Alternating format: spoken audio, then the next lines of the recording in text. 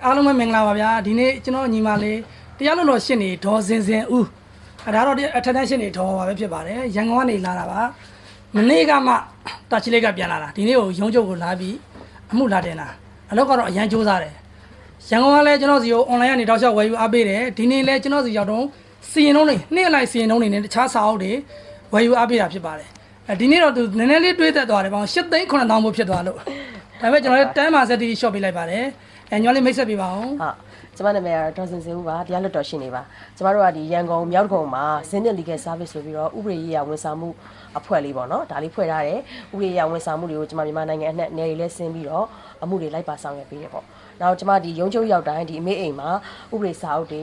item တွေမျိုးစုံရှိတဲ့အတွက်ကြောင့်ကျမဒီမှာအားပေးဖြစ်တယ်ဒီမှာဈေးလဲမှန်တယ်ဒီကိုကြီးကသဘောကောင်းတဲ့အတွက်ကြောင့်အများနဲ့ percentage short ပေးပါတယ်ဒါကြောင့်ကျမတို့ရှင်းနေရှိတဲ့ဒီစာအုပ်လိုချင်အမေအိမ်စာပေးမှာမှာပါလို့ဒီနေရာလေးအသိပေးပါရစေကျေးဇူးပါ